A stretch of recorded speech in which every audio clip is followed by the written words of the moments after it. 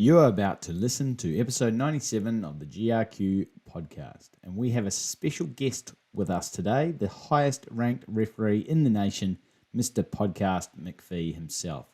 Okay, he isn't really a guest, but he definitely is special. Podcast and Blakey cover off more Clubland stories, including from Canada, England, and of course our homegrown Mr. Roberts is looking for more clarification.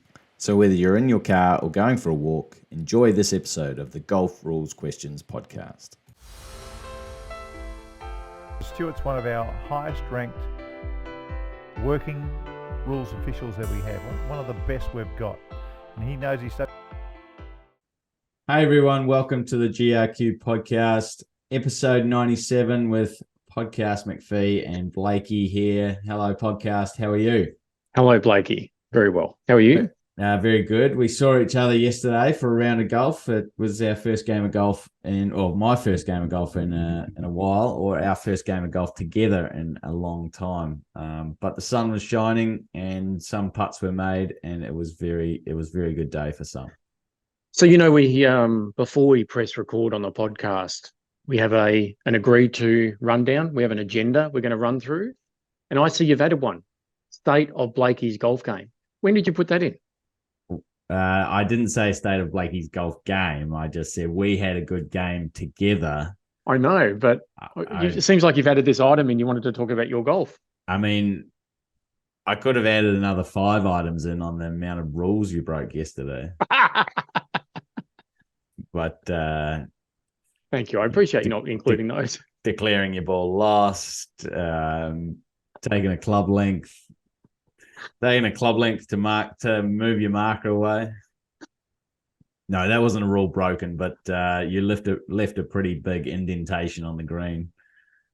So I think that's why I missed my putt on that one. I did that for a reason, because it was so obvious that people don't do that when they move a ball marker on the green for interference.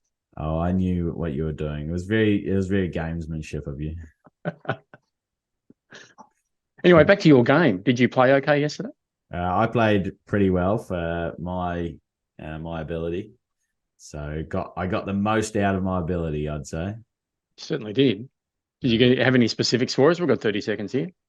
Well, I started with 3 birdies, which is fairly rare.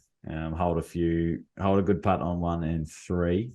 We played at Gardeners Run. As I said, it was a beautiful day, and then the wind got up about hole 5, or maybe hole 6.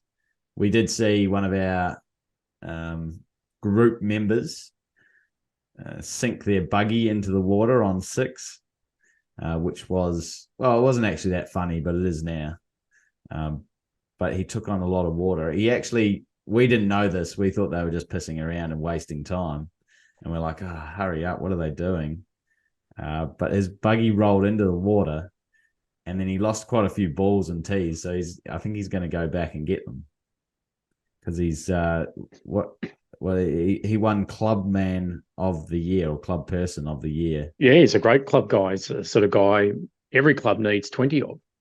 And he was fantastic to play with too. So I had a really good group of people yesterday to play with. But yeah, it started with 3 birdies. Good birdie on the 7th as well. Made a couple of easy bogeys on some of the easiest holes, and then lost a ball. That was my big rules blue for the day. Hit one down this dogleg par 5. Hit it pretty well, but we thought, it's way out to the right. Somehow we started searched for 3 minutes, and then you guys carried on, left my bag right beside a ball in the middle of the fairway that turned out to be my ball in the middle of the fairway, had a wedge into a par 5. Ball was obviously lost, and I had to wipe that hole in the stableford, but that was disappointing.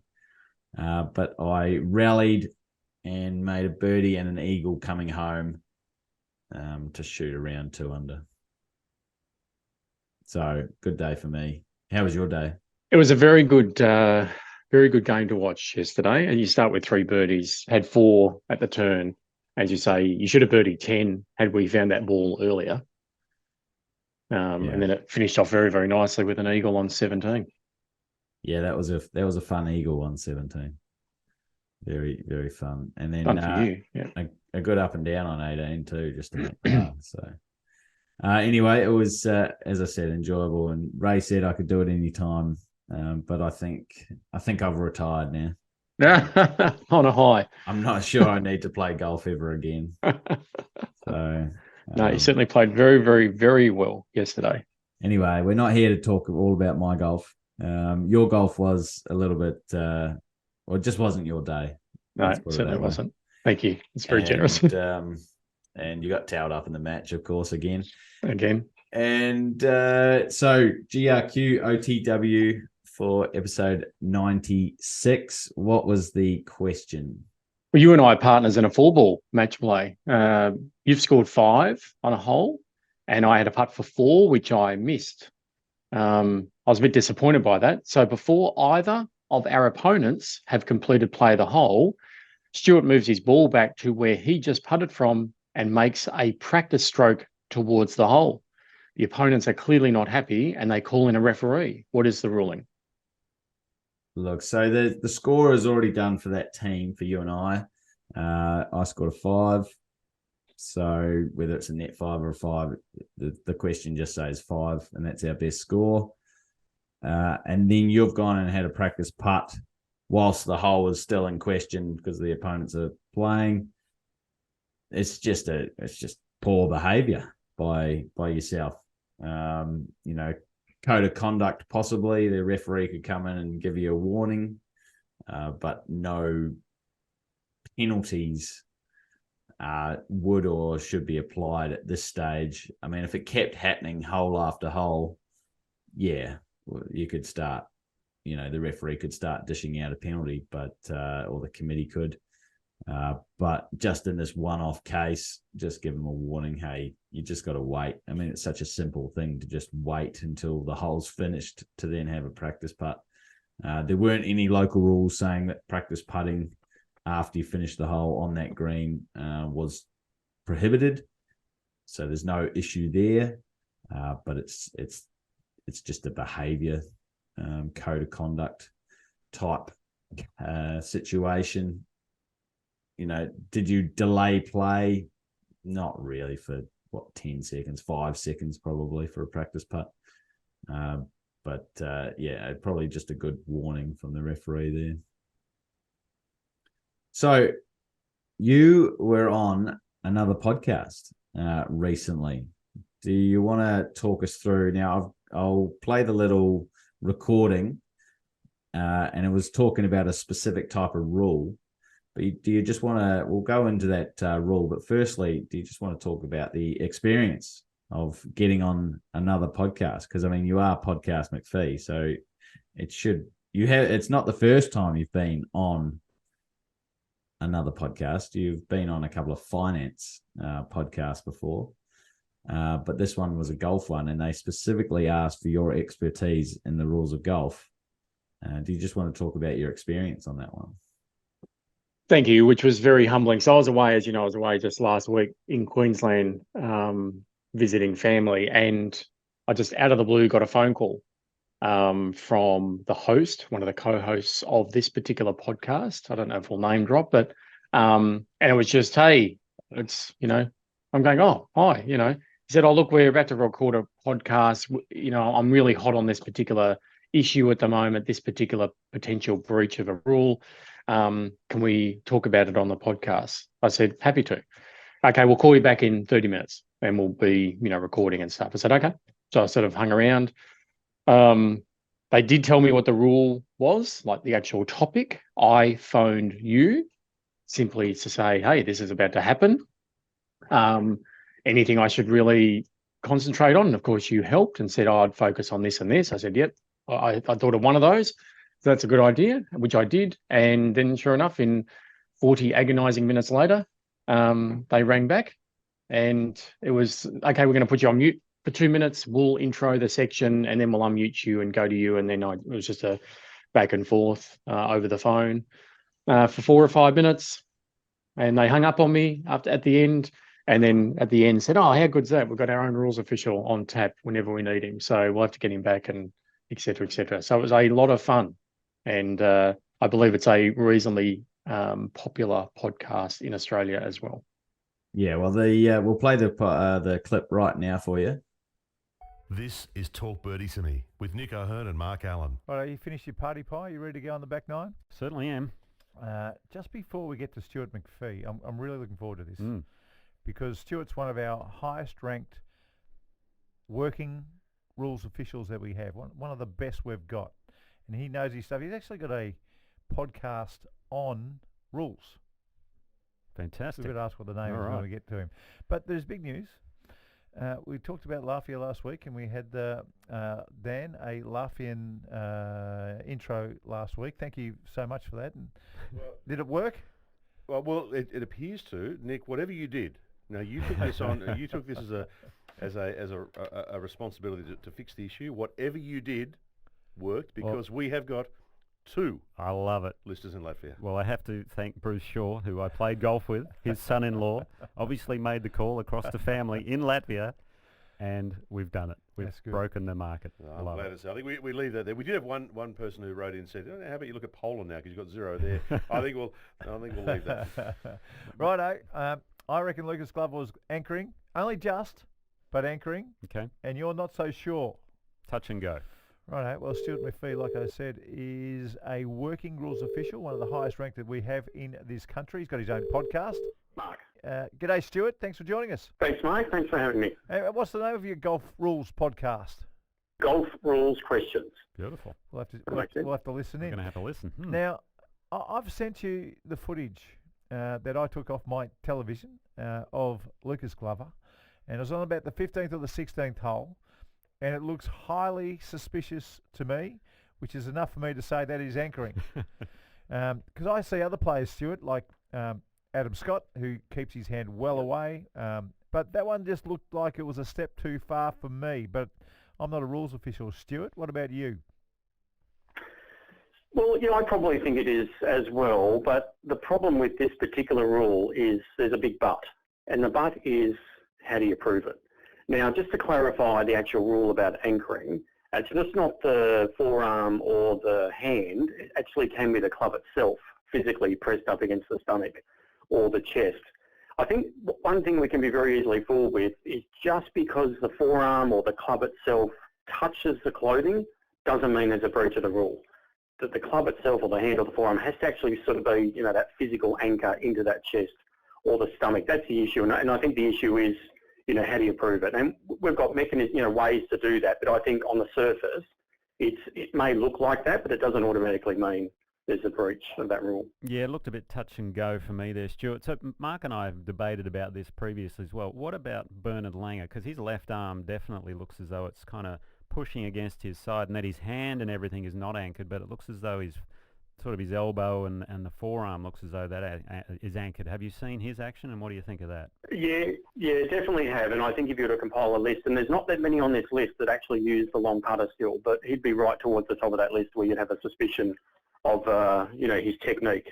What we would do is if we had suspicion of a player, and let's say we were officiating and saw that player and you had suspicion, the first thing you probably do is talk to the chief referee or the tournament director and just raise it with them. Another referee may have mentioned that. If there's some history there and you think, I've heard this before, maybe the tournament director might actually go and follow that player for a few holes and watch them putt and keep a closer eye on that.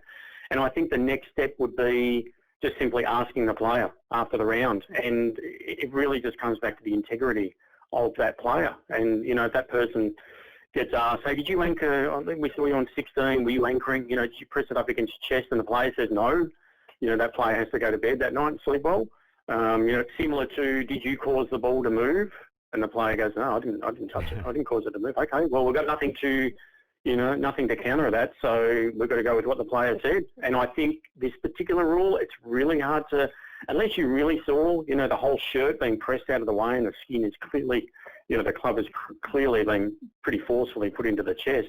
it's a really hard one to prove. I think this one does come down to the integrity of the player. Yeah, it is a vague one in that regard. But now, is the rule written like, and we're getting into the the weeds on this, I guess, but if the player comes back and said, well, actually, yes, I did anchor looking at that, but I didn't intend to. So is intent a big part of it?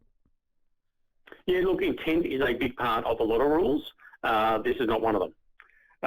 So the reality is that if you actually do, create that anchor, that physical contact with the chest or the stomach, make that stroke. The stroke does count, but you do incur the general penalty, two strokes and stroke play for that stroke. I've got a way around this. When you talk to the player before a round and say, give us a look at your technique, if what they show you on the practice putting green on Tuesday and Wednesday is very different on Thursday, Friday, Saturday and Sunday. So, for instance, if you can see daylight between the hand and the shirt on Tuesday and Wednesday, and then on Sunday you're seeing what I showed you, surely then you could almost come over the top of the player and say, listen, this isn't what you showed us on Tuesday and Wednesday, sport, and we've had enough, and we're going to get you. Yeah, absolutely. I remember every event is run by a committee. Has a championship committee, a tournament committee. You have a chief referee, a tournament director. You have rules officials, but there is a body of people, a committee responsible for running, whether it be the PGA or Golf Australia or whoever.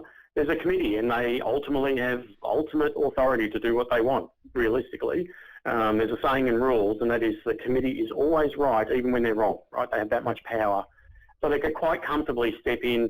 And you guys know, players have certain reputations. Certain players do, not all do, but they have reputation. Maybe they're a little bit close, getting to the edge with a particular breach, the way they do something, and this might fall into that category. And you would definitely have a conversation with the player. The player has a reputation to uphold. The player doesn't want to be known in the locker room as, flaunting the rules, and you guys know that. But you don't want to have that cloud over your head. Stuart, you've been fantastic. We'd love to get you back on from time to time when we've got little questions to ask, because you've been fabulous about this one. Of course, love to. All right, that'd be great. Thanks, Stu. Thanks, Stuart. Thanks, guys. Thanks for the chat. It's nice. We've got our own rules official on tap. How about that? Is he on the payroll, Dan? What are we going to do? He knows his stuff. I'll tell you what we've got to do. We've got to get him to do a top 5 rules that players think that players don't know they're breaking, that most of the time they are breaking, or something like that. We've got to get that done. Yeah, so that was the Talk Birdie to Me podcast. That podcast McPhee guest starred on, talking about anchoring. Now, anchoring is an interesting topic. It was only brought in about 6 years ago after mainly because a couple of tour pros won some major championships with using the long-handled putter, or the arm lock, or what was the other one? The stick it into your tummy lock, the belly putter. That's the one. And so the rules bodies got together and decided that it wasn't really in the spirit of the game, and wasn't traditionally how you should be swinging the club freely away from any type of anchoring. So they came up with this rule, continuing to allow these lengthy putters, but that you weren't able to lock it into anything above the elbow, or using your hand indirectly to lock in the putter, so that it acts like a pendulum motion rather than freely swinging. And I think you spoke really well about the topic, about the situation. It is up to each committee to, if there is an issue, to talk to the player about that. And then it really does come down to the player and their integrity as to whether they believe they are anchoring, or not even believe whether they are anchoring or not.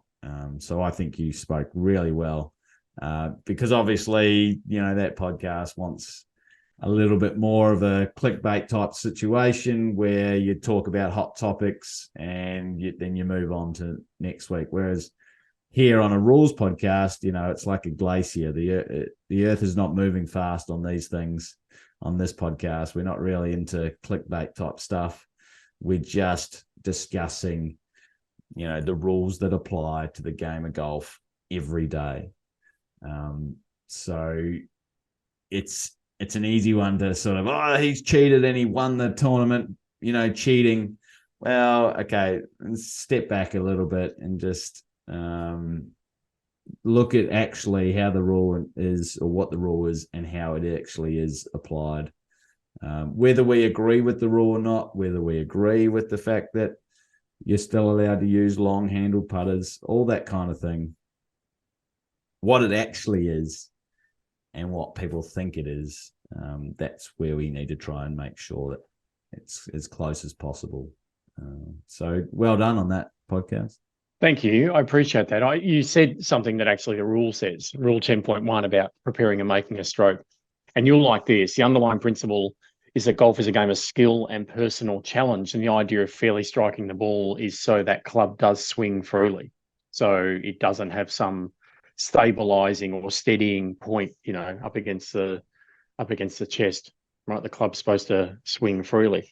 Excuse me. I also think with that rule, as I said maybe once or twice on that podcast, was the word integrity. Because if it was a procedural thing, like taking relief from a penalty area and how they did that and how they dropped it, and that'd be a lot easier on a video to sort of assess or to sort of work out, where they took unplayable or where they marked their ball or something like that. But pardon me, that thing, how do you prove it unless you put a sensor on everybody's chest, right, to measure pressure? So it's just one of those unique rules where you've really just got to ask the player, and the player knows the answer. Nobody else, Yeah, and it's actually on the actual stroke itself.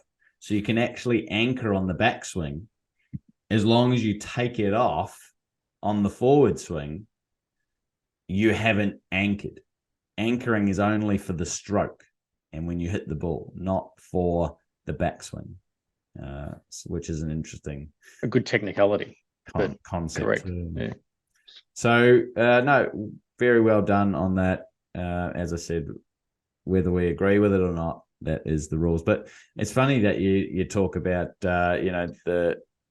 the integrity of the player and that kind of thing, and the freely swinging, and what the game of golf actually is, and whether it's a test. The divot one comes up weekly, daily, probably. We should always get a free relief from the divot. But I said it in last week's podcast, that whether your ball's in a divot or near a divot or whatever, that's not a penalty. If you hit your ball down the middle of the fairway, it's not a penalty to be in a divot. It's a test of your character, and that is essentially what golf is. But we seem to be going away from that. And no, it was my skill to get my ball down the middle of the fairway, and it was my skill to get it from this perfect lie onto the green. No, I disagree with that entirely. Golf, to me, is more about testing you on every shot, testing your character, and you don't have necessarily a perfect lie. And golf is not supposed to be fair. It mimics life.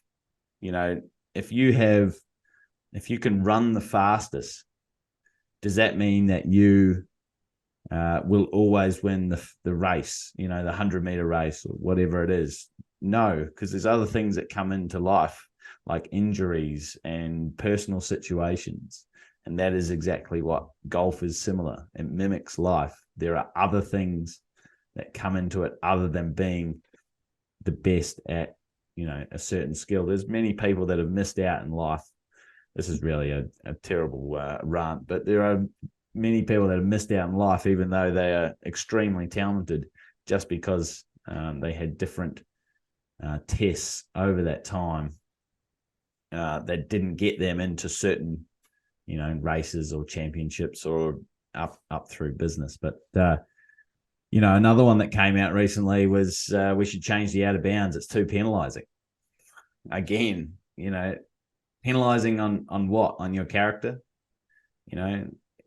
Is it too difficult to ask that you try and keep your ball in the course, within the course, is losing your ball too penalizing? Too penalizing to who? We're simply asking that you accept that you need to keep your ball within a certain area, and the test is on you to accept that. It's not, you go to the driving range and you hit it and you try and hit it straight, great. But there's going to be a time when you can't hit it straight or you miss it. And then you have to accept the consequences. Oh, but that's too penalizing. What? Well, toughen up, basically. Right, before I keep going on that rant there, let's get into Clubland stories, which we really love. I've got one here from CBY. My opponent and I are in a match at the beautiful Predator Ridge Resort in British Columbia, Canada. I am one down starting the 18th hole. Both of us hit great drives down the fairway, leaving about 140 yards into the 18th green. I am slightly away, and I hit my approach shot into the lake that protects the 18th green. So he's in the lake for 2. My opponent hits the green and is about 8 feet from the flag. Yeah. He takes his penalty area relief, drop within 2 club lengths of the red penalty area, and plays his 4th shot onto the green about 12 feet from the flag and roughly on the same line as his opponent's ball. He asks his opponent to move his mark to the right by 1 club head, not a Stuart McPhee club length, 1 club head, and the opponent, while doing so, jokingly says, "Could you imagine if I didn't move this back and lost the hole?" Oh, no. I miss my bogey putt and gets it conceded for a double bogey. So this guy's putting for a birdie. CBY's had a double bogey, so he's putting for a birdie. So he's got 3 putts for the win from 8 foot. Yeah. I pick up my ball and turn to go retrieve the flagstick a few feet away. While I'm bending down to pick the flag, my opponent had already putted his birdie putt. I say to him, "Did you move your mark back?" And your ball, basically. And he tells me that he did not. My opponent then asked me what happens. He stayed it up there. Could you imagine if I didn't move this back and lost the hole? And now he's going, "Oh, what happens? I'm innocent. Don't penalize me." I say, CBY says he lost the hole and the match is halved. My opponent claims that I should have reminded him to move it back and that not doing so was unsporting. What about the onus on the player to move his mark back? Even after he said he has to move it back. My opponent did send his birdie putt very quickly, and I maintain I did not see that he didn't move his mark back. However, even if I did, my view is that in match play, and I do not need to protect him from himself. I agree. If I would, ask him to move it back if I could, if I knew it was there. But if he doesn't, I didn't do anything wrong. So CBY, you haven't done anything wrong. How the guy couldn't remember after he literally said, how funny would it be if I got a penalty? That's completely on him, his own fault. And for him to then turn around and say, "Oh, but it's unsporting of you." That's a reach. That shows his character right there. This was the first of 5 matches. The other 4 were 4-ball matches in a Ryder Cup trip. My team needed to win 4 or 5 matches or we would lose. Whether my match was a half or loss, it did not impact the outcome of the tournament, but it is still discussed to this day. And that was summer 2022, Predator Ridge, Canada. For CBY, he's probably not even thinking about the other guy's ball marker. He's still disappointed that he put his second shot into the water. Yeah, he's ended up with a double bogey. Correct, to lose the match, right? To not even give himself a chance of halving that match. That's where his mind is. How disappointing. He's not thinking, right, I've missed it. What's my opponent? He's, in fact, almost realised that he's got 3 putts to win. In fact, so he's one up the other guy. So he's only got to halve the hole. He's got 4 putts from 8 foot. and he still wins the match, right? So Yeah, wow. he's not thinking about the guy's ball marker. No. Unsportman's, I think that's an unfortunate reach that probably in the moment that guy probably shouldn't have said, but he said it. Obviously disappointed himself. Well, just going off the one-sided story, I back the storyteller 100%. Need to get the other guy writing in a Clubland story. That's right. If you are the other player, tell us your side of the story. But it'd be pretty hard to beat. So, if I may just digress, so this reminds me of that incident we spoke about on this podcast in my Perth trip that I thought that guy's probably a little bit bored of the teeing area. And as I'm slowly walking around to not be heard and distract the players about to hit, and I slowly walk around, and the instant I see his balls in front, the club is striking the ball. And had I had another 1 second and he hadn't have hit it, I would have said, "Oh, stop. You need to bring it back in." It happened yesterday. You said it to a player yesterday, right? Yeah. Outside the teeing area, and you go, "Hey, you need to move." People do that, right? Most people do that. Had I had another second, I would have said that. So when I didn't, of course, the second side of the story was I stood there waiting, seeing it was outside the teeing area, stood there waiting. He hit it and I've gone, "Oh, bang, you're outside the teeing area." That's not what happened at all. But that was the bad guy. I was the bad guy. But it comes back to a word you just used describing this opponent, and that's onus. It's your ball. You have a responsibility to do the right thing. It's not up to everyone else to tell you you're about to do something wrong or anything like that. This guy it's his ball. He moved the ball marker. He needs to put it back. This guy should have teed up his ball inside the teeing area. And we wouldn't be having this conversation. Pretty simple. If you take the onus and you look after your own, what you can control the controllables, you shouldn't have any issues. I don't know if you noticed this yesterday. Every single time I teed up inside a teeing area yesterday, I was about 30 centimetres behind the forward edge.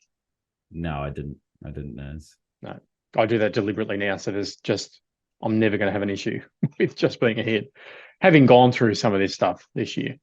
Did you notice where I was teeing the ball up? Close to the forward edge. Absolutely. Yeah. Gaining every millimetre. I don't think it would have mattered yesterday, but the way you played.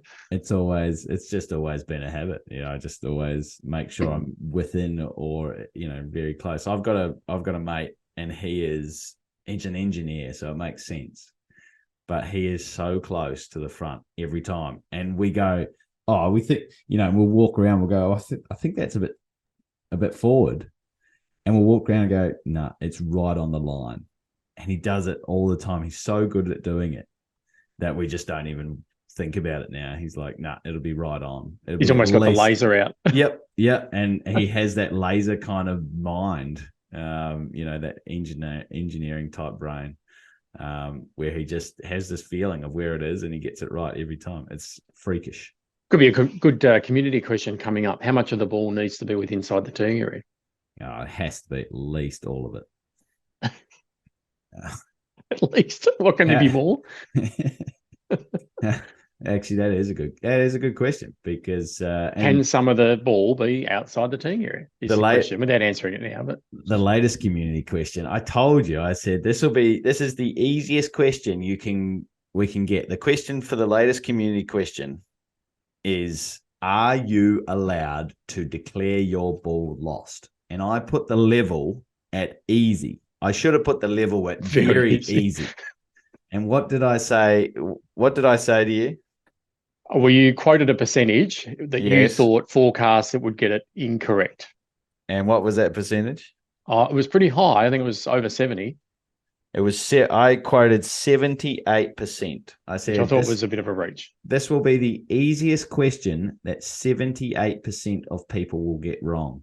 And do you know the number now? I don't, but do you have a calculator handy? Yep, in my head. It's around about it's close. 240 divided by 832.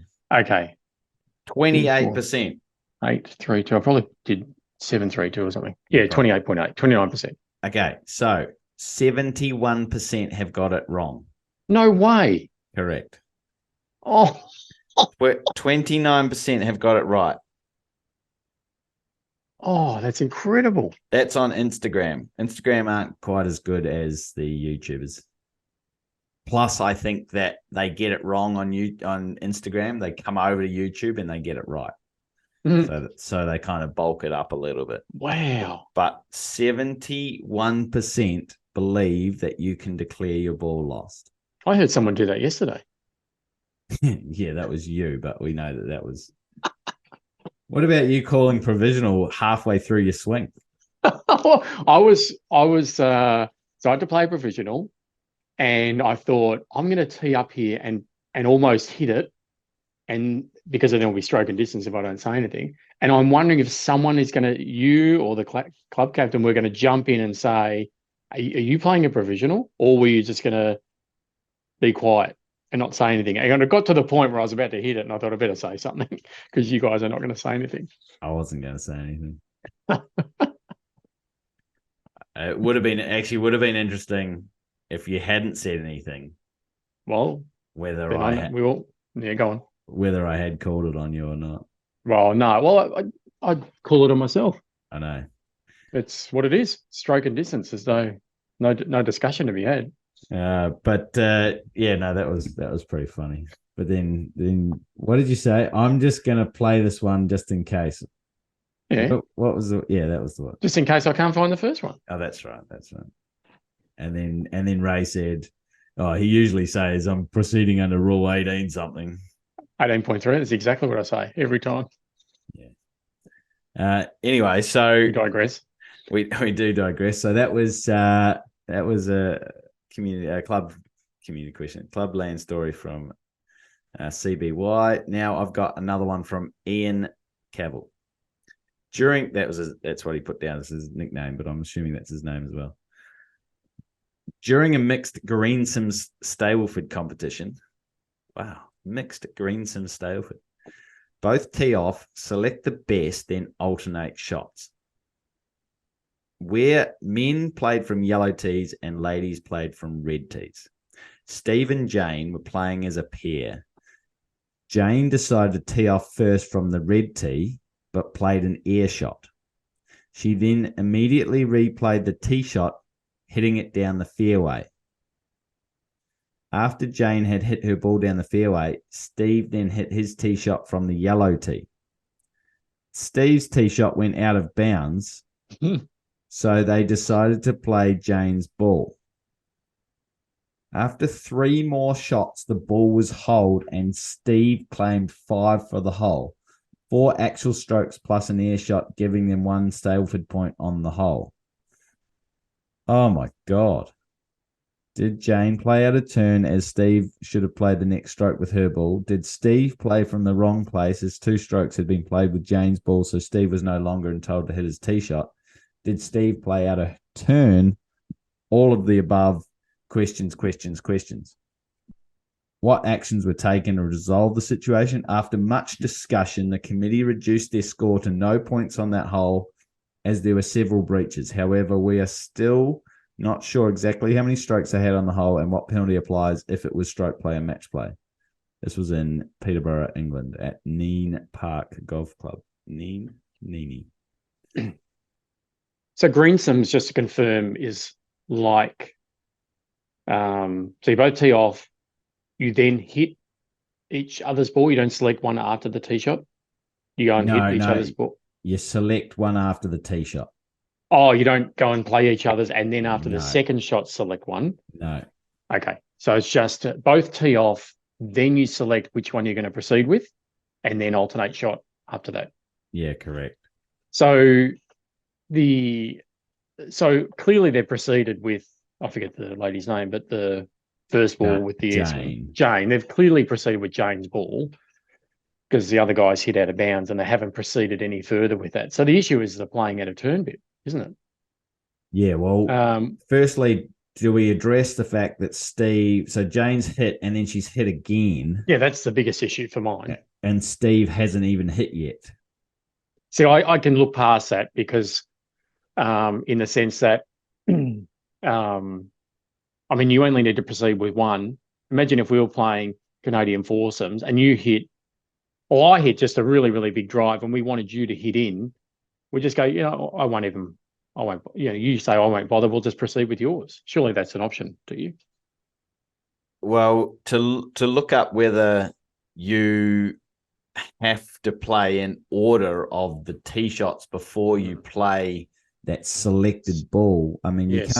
you can't select the best when Till there's both are down only there. till both are down there. But maybe you could. Do I even have to hit off? Exactly. But then if I haven't hit off and I then decide to hit off, is that playing out of order? And I'm not sure the rules are. I think the rules would be silent on that. And this is the issue with some of these peripheral type formats. Yeah, correct. You know, Although they're really on the edge. Oh, actually, they've got it in the book now. They didn't have it in the book for 2019, but they do have it in the book now. Greensomes is a variation of foursomes where both partners play from the teeing area and one of the two tee shots is selected. The partner whose tee shot was not selected then plays the next stroke, and each subsequent stroke is made in alternating order until the ball is holed. For example, if the tee shot of player A is selected at the first hole, player B will play the next stroke, then player A plays on, and so on until the ball is halved. It's till the ball is holed, sorry. Both players then play from the teeing area of the second hole, and the process is repeated. Other variations of Greensomes include Pinehurst foursomes, which is the one where you tee off, you switch, and you hit again, and then you choose. Which is the one I thought of, yeah. Or Chinese or St Andrews Greensomes, where players decide before starting the first hole of the round which player will play the second stroke on all odd-numbered holes, and the other player plays the second stroke on all even-number holes. Wow. This selection of each, anyway, that's not applies to us. So it's just a Greensomes. I mean, you have to. It doesn't specifically say. It only gives us sort of a paragraph on all the rules of a Greensome, but it's a modified foursome, a variation of foursome. So you'd probably go back through 22 and find, that they have to play in order. So let's do two scenarios here where Jane's made her tee shot, missed the ball. Okay. Ball is still within the teeing area, still on the tee. That's fine. She then hits her shot. She then hitting the shot again or attempting the shot again, will go down the path that they've selected that as the best shot to take, which in hindsight it was, but no one knew that at the time. On this scenario, we'll forget that Steve then went and played his shot and hit it out of bounds, that it wasn't out of order. We'll just say, okay, that was allowed because he was allowed to hit a tee shot in whatever order he wanted it. Well, that's not quite true, but let's just say it's okay, just for this scenario. So Jane's hit out of turn, or Jane's hit. It was Steve was supposed to play from the yellow, and Jane played from the yellow. So 22.3 on each hole, the partners must make each stroke for the side in alternating order. Penalty for making a stroke in the wrong order in breach of rule 22.3, general penalty. In stroke play, the side must correct the mistake. To correct the mistake, the right partner must make a stroke from where the side made the first stroke in the wrong order. They haven't done this, so that's a 0 points. I actually think that's the ruling. Excuse me. That's where I'm leaning towards, is the fact that forget Steve hitting it out of bounds. They've selected Jane's ball. They're then played in the wrong order, which means general penalty. Any shots after that don't count, including penalty strokes, and it must be corrected. And they haven't done that before teeing off to start the next hole. So 0 points. Lucky it wasn't stroke, otherwise it would have been DQ'd. I'm thinking the same thing. I'm glad it's a Stableford. Yep. So, I mean, this is just over 1 point, but that's fine. Ian just wants to know if the committee proceeded correctly, and I think they've proceeded exactly right. Now, if we actually do bring in the fact that Steve hit out of order, I think it comes down. It'll be the same error. I actually think that the scenario two, you don't look past the fact that Steve's played out of order. Even though he is allowed to have that tee shot, he has to hit that tee shot before that ball is selected, surely. Right. I mean, if you think about it, if Jane then hits that ball and it goes into a good spot, or it goes into a really bad spot, Steve then plays knowing that they really want to use his shot, because maybe Jane hits it out of bounds. She takes an air swing, then she hits it out of bounds. They know that Steve's is going to count, and it's that slight difference in thought process. You know, maybe he doesn't take driver, maybe he takes iron just to hit the fairway. It's a slightly different, because they've had that. You could almost say it's an advantage, even though technically it's not. It also is at the same time, because he knows where that other ball is regardless. The other thing with Jane playing in the wrong order, clearly hitting that ball again, it's almost like the game stops, pauses for a moment, and anything that happens after that, you know, we've had these discussions separately, sort of nothing matters anymore, almost. So the fact that Steve then teed it up, you couldn't say, oh, we put another ball in play. No. There's still a breach that remains unresolved that needs to be corrected, and that is the wrong order. That needs to be fixed first. Yes, you can get penalty for asking for advice or, you know, other stuff, but everything else almost pauses until you correct that wrong order mistake. Yep. Now, another one to add to this, a slightly different scenario is Jane's hit her maiden air swing. Then she's hit what should be Steve's shot. So then that's a 2-stroke penalty, as you said. Nothing else matters until it gets fixed. Steve then plays from a wrong place and trying to correct that mistake, because he plays from the yellow, gets a further 2-shot penalty. We'll say it's not a serious breach. So what are we up to now? 1, 3, 4, 5, 6. And he hits it out of bounds, which is an error of play. So that's 7. And Jane needs to tee off from the yellow, playing her under 8th. stroke and distance. Playing their 8th shot. So I feel like they're definitely going to have 0 points on that one. I would think so. I think, you know, Jane having the air swing and then hitting that ball has almost committed that team to playing that ball. I agree. They've made a commitment. She said, we're selecting this ball. Yep. And then she just happened to play in the wrong order. But yeah, because you're having a second shot at a ball, in, you know, you've started to play the hole in a sense. You're having a second shot. You're having a go. One of the competition conditions in Greensomes is that you select the best. She selected the best. The ball's still in the teeing area. The ball's still on the tee. Well, better than the out of bounds one, as it turns out, as you said. Yeah, that's right, in hindsight. Right, so that we're all good with that one then. Nice. Now that's a good one though. That was a very good one. Thank you, Ian. Love those Clubland stories. We've been getting a lot of the 4-ball foursomes, Greensomes, Pinehurst, all that kind of stuff lately. Which, you know, I wouldn't say that I was that definitely not expert. I would definitely be on the easy to medium category on that one. But love it. So keep sending them in. Next thing you know, we'll get a scramble question. Are you allowed to stand on back on the line, all that kind of thing. Now, Mr. Roberts wanted to bring up, and just before we do that, actually, we had a question from DK, and I think we put in episode, might have been episode 95 or 96, from DK about the bunker and a ball going outside the bunker, and then the player raking it because he was worried that the ball would roll back into the footprints or as damage.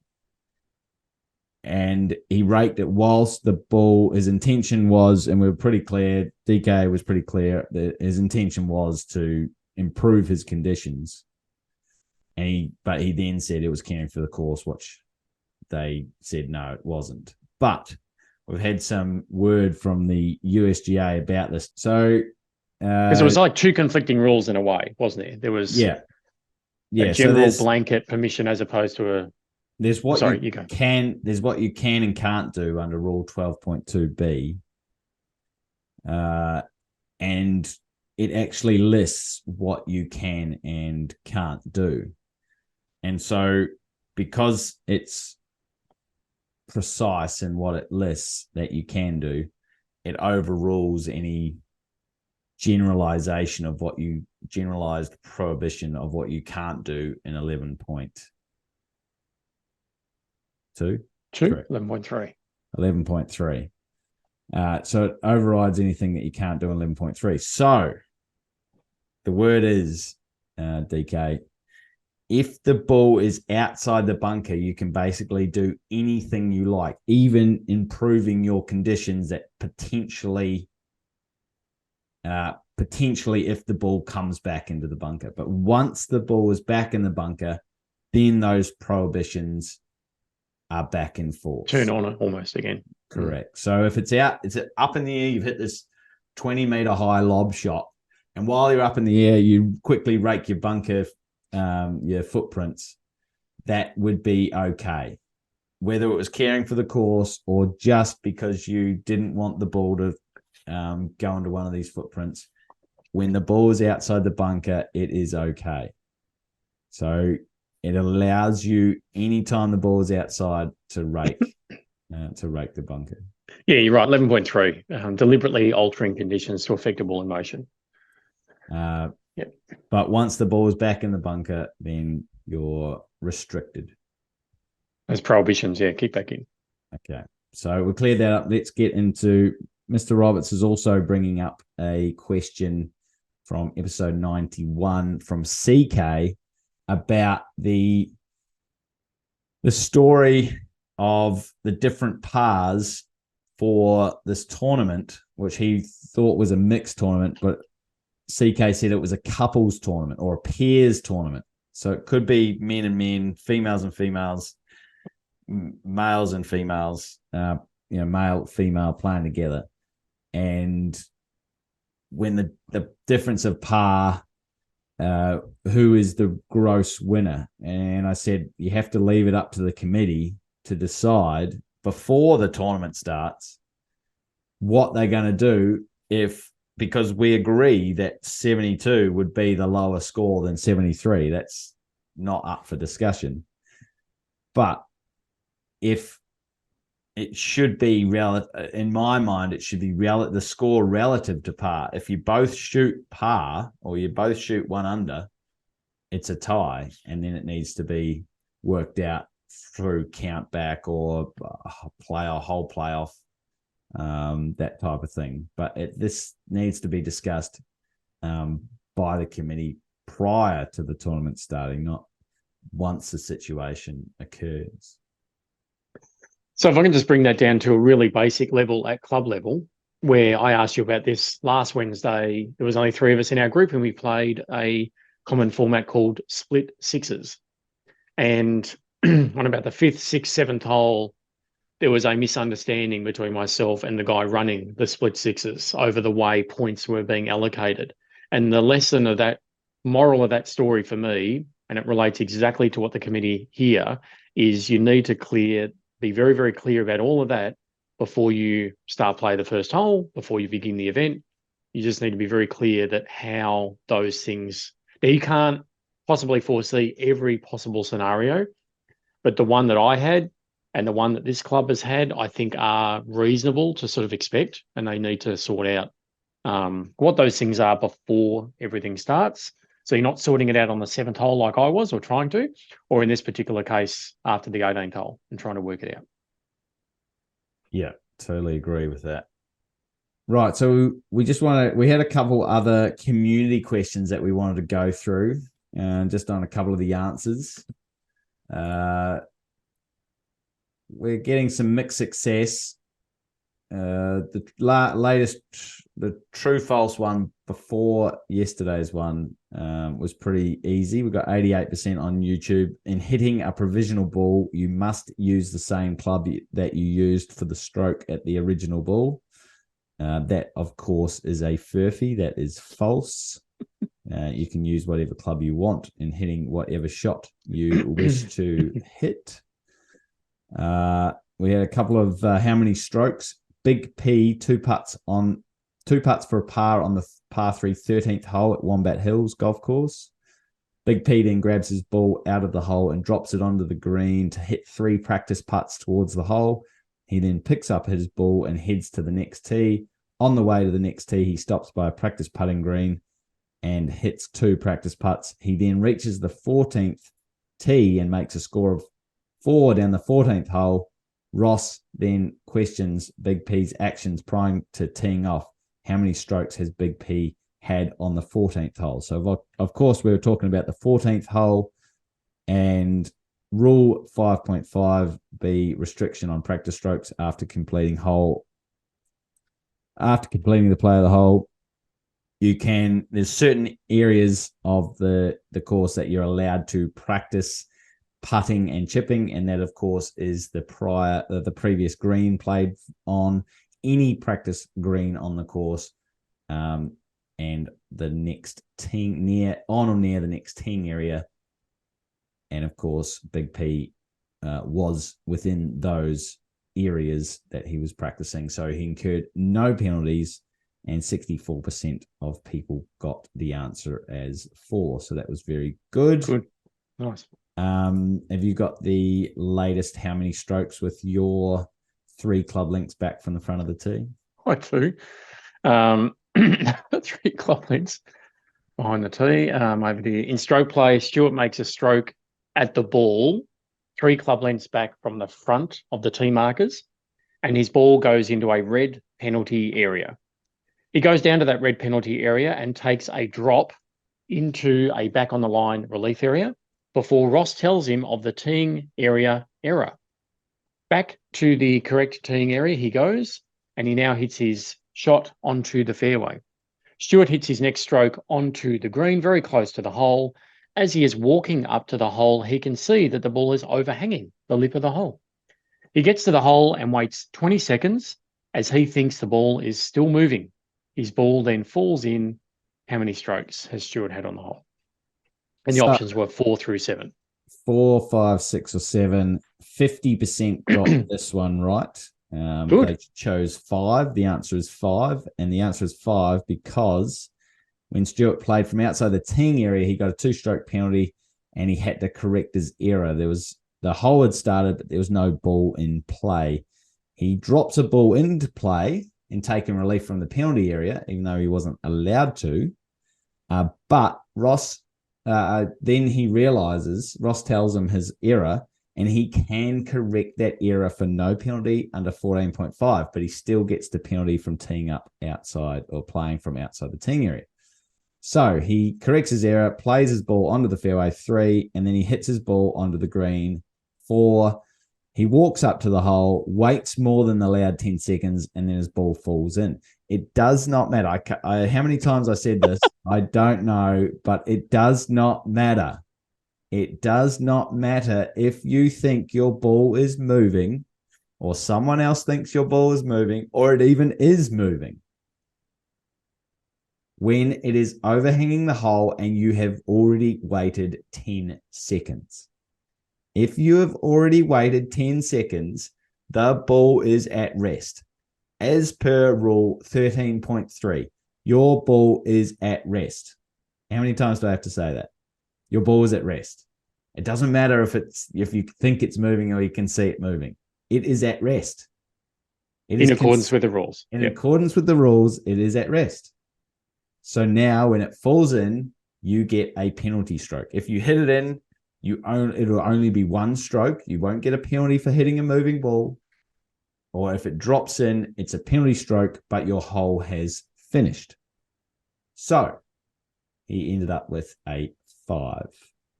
And then, of course, we had the one yesterday, which currently 71% have gotten wrong. You are allowed to declare your ball lost. That is false. And this is This is verbatim from the rule. A ball does not become lost as a result of the player declaring it lost. A ball is lost if not found in 3 minutes after the player or their caddy begins to search for it. Lost is a specific term. It doesn't mean what you think it means as per the English dictionary. It's a status of the ball. It is a status of the ball. It is a specific term to describe the status of the ball after 3 minutes of searching. If you never start that search time and you put another ball into play, that original does not become lost. It becomes an abandoned ball. Wrong ball. You can always take the stroke and distance option for your original, but your provisional cannot act as your stroke and distance option after you've found your original ball inbounds and within the 3 minute search time. We've had a lot of these community questions are actually pretty fun for all of us, and I'm learning just as much as anyone. We now move on to our GRQOTW 97 Go Ahead podcast, star of the Talk Birdie to Me podcast, McPhee Show. We should. Okay, I can't top that. GRQOTW episode 97. This is something happened yesterday. Blakey and Stuart are playing in an individual stroke round at Wombat Hills. On the 9th hole, Stuart's ball becomes embedded in the putting green after his second shot. Not knowing what to do, he asks Blakey, who jokingly tells him he must drop the ball within a 1 club length relief area on the putting green, no nearer the hole. Stuart does this. Blakey then notices Stuart's ball on the green away from the embedded spot and with no ball marker down. Blakey tells Stuart that he was only joking and that you cannot get embedded ball relief on the green. How must Stuart proceed, and are there any penalty strokes to either player? I totally forgot that happened yesterday, but that was very fun. That whole time I was thinking I'm gonna stuff it up here, but I can't wait to hear everyone will have to wait for the answer because I am going on tour next week. So we've got International Series England up at Close House in Newcastle, and then the week after we've got Fairmont, the Torrance course at Fairmont in St Andrews. So I will be away for a couple of weeks, and then we will get back into podcasting. Although, if the timing is right, you never know. I might be able to record one while on the road. We'll see what we can do. But for those of you waiting for the next one, most likely it will happen when I get back. Okay. Thank you very much for this episode podcast. And again, thank you very much for your game yesterday. My pleasure. The round yesterday. Not specifically your game. I think I almost threw up watching that. But thank you, everyone. And make sure to give us a review. Again, only give us a good one. Don't give us a bad one. But if you do have feedback that criticism or negative, we're always happy to take that on board and try and change and make this, a podcast for the people. So send that in. And if you haven't got your name down on the drop zone, I'm assuming that everyone has. Make sure to send me an email, golfrules.questions@gmail.com to subscribe to the free rules newsletter, which podcast puts together, and it's fantastic. Thank you, everyone, for episode 97. Speak to you again. See you again soon for episode 98.